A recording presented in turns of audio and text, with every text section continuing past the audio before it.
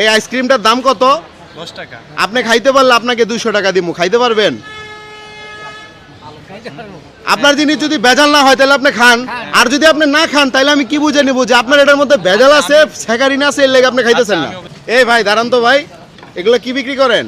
এগুলো মধু আইসক্রিম। মধু আইসক্রিম, দেখি একটা দেন তো।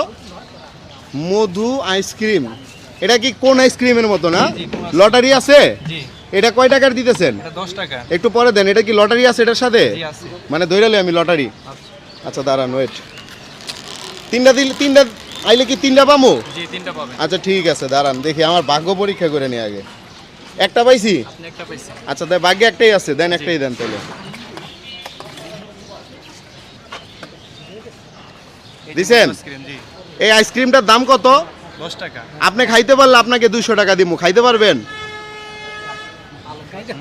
আপনার জিনিস যদি ভেজাল না হয় তাহলে আপনি খান, আর যদি আপনি না খান তাহলে আমি কি বুঝে নিব যে আপনার এটার মধ্যে ভেজাল আছে, স্যাকারিন আছে, এর লেগে আপনি খাইতেছেন না? আমি অবশ্যই খাইতে পারবো। খাইতে পারবেন? জি। তাহলে খান।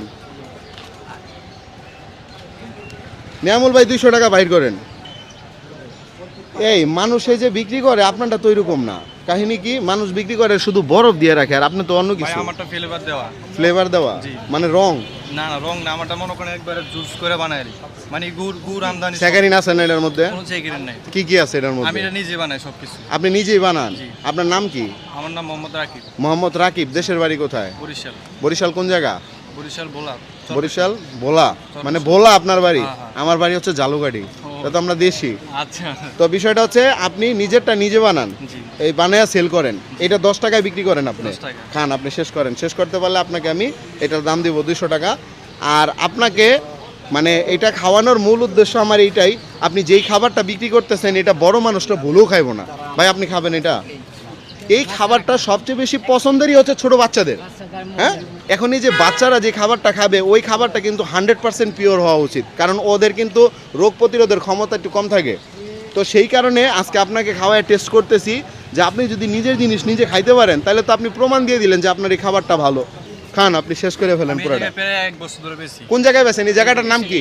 স্টুডিয়াম। এটাই যে গাইস দেখতেছেন, এটাই স্টেডিয়াম।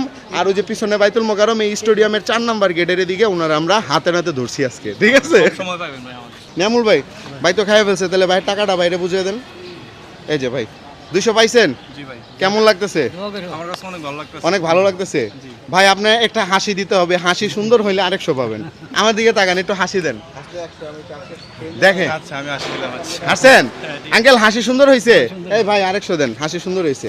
এই যে ভাই আরেকশো পাইলেন, কেমন লাগলো? আমার কাছে অনেক ভালো লাগতেছে। অনেক ভালো লাগতেছে। আর একটু সুন্দর করে হাসলে আরেক